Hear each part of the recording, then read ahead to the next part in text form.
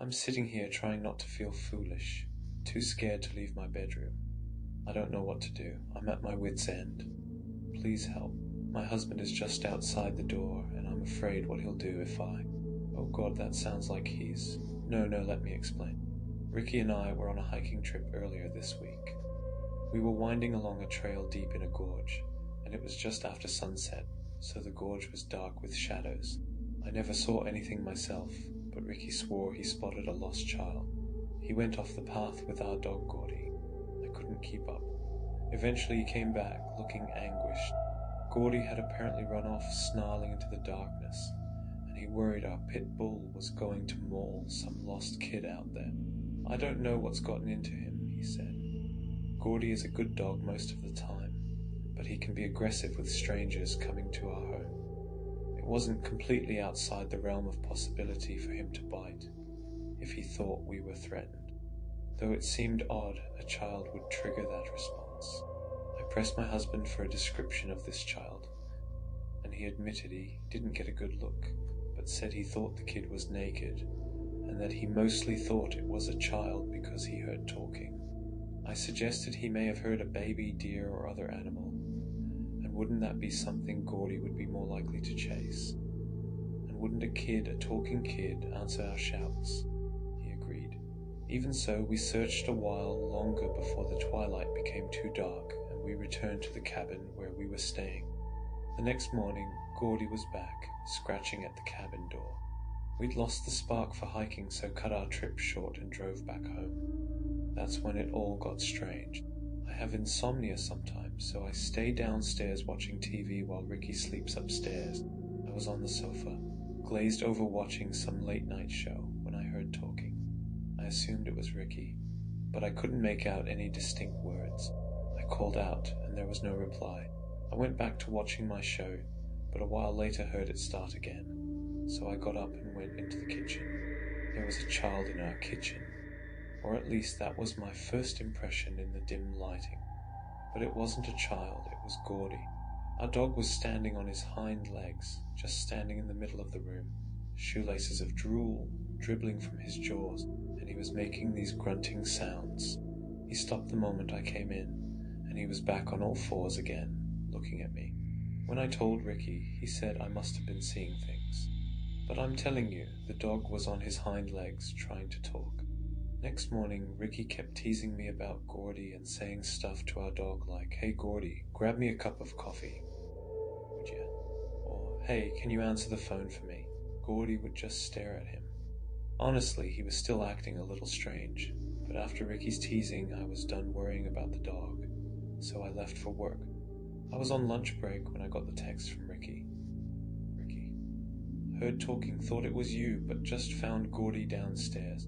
Ricky, something wrong, he's making weird noises and think he's got mange. He's losing some skin. Ricky, I'm to vet. I called, but Ricky never talks on the phone while driving, so it didn't surprise me, it went to voicemail. I texted him to call me after he got to the vet. After work, I checked my phone. Ricky hadn't texted. On my drive home, I tried calling multiple times to no answer. Ricky was not home. Most vets close by 6 p.m, so where was my husband? I checked his location on my phone, and to my surprise he wasn't far at all, maybe 10 minutes away. So I drove out there. It was on a country road, the route we take to the emergency vet, and at first I didn't see his car anywhere. I finally found it when I noticed some of the grass flattened beside the road, and that his car had veered off into a ditch. By now the sun was setting. I noticed the driver door open and muddy footprints. Ricky's phone was in the passenger seat. I followed the tracks, but they vanished in the grass, and I walked around, calling for Ricky, and stopped when I found Gordy, or rather, what was left of Gordy. I should have taken a picture, but I was so distressed. It was our Gordy, but it was like something had split him in half, those pig carcasses you see hanging from meat hooks at slaughterhouses. I could count his ribs. I called the cops. They came out and examined the scene of the accident, but after looking at the footprints concluded it was only Ricky who'd been out here. They seemed to suspect my husband must have done this to Gordy. Even though I told them Ricky had been on the way to the vet, I started to tell them about Gordy's weird behavior the night night before. But that really made them skeptical. I wanted them to go full crime scene and tape off the area and take photos. But apparently that kind of investigation is not done for dead dogs. When I came home, I was exhausted and upset. I saw lights on in the house.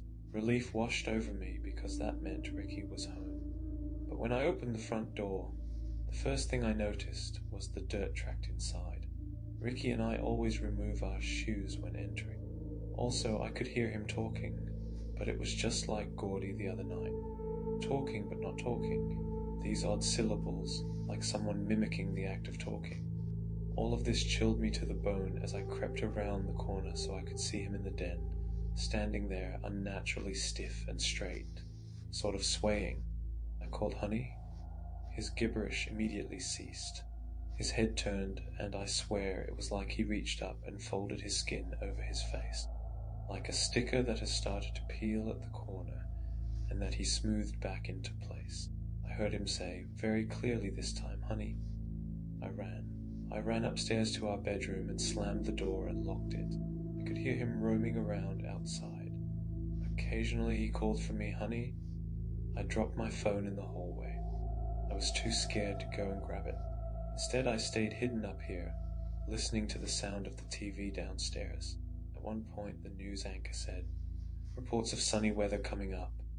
And I heard Ricky's voice, clear and distinct. Sunny weather coming up. Then he cleared his throat and called loudly, honey, reports of sunny weather coming up. Every so often he came up to try a new phrase on me. The last time he came upstairs, I was sobbing and yelled through the door, what about Gordy? What the fuck happened to Gordy? He laughed, a weird high-pitched laugh that sounded just like a laugh from a woman on TV, not at all like his normal laugh. And he said, Gordy's fine, honey. Gordy's fine. My name's not Honey, I shouted back. Call me by name, you know my name. It's Judy. Open the door, Judy, honey, he said. Judy, open the door. But my name's not Judy either. It's Claire. Judy is his mother's name. Whatever is down there wearing my husband's face, it's far, far too clever, the way it tried to quickly reassure me. And I know I have to call the police and tell them something's wrong, and that if they interview him, they'll see he won't be able to answer correctly. They'll realize something's not right. I finally managed to creep out and grab my phone and sneak back in while he was still watching television. But now I'm terrified because right after I scurried back in and locked the door, he came up. He must have heard me, and he knocked. And I am so chilled, I'm not sure if I can convince police of the danger now. Because this last time, after he so very politely knocked, he said it smugly, confidently. Honey, open up. Everything's fine. Claire, honey, open the door, Claire.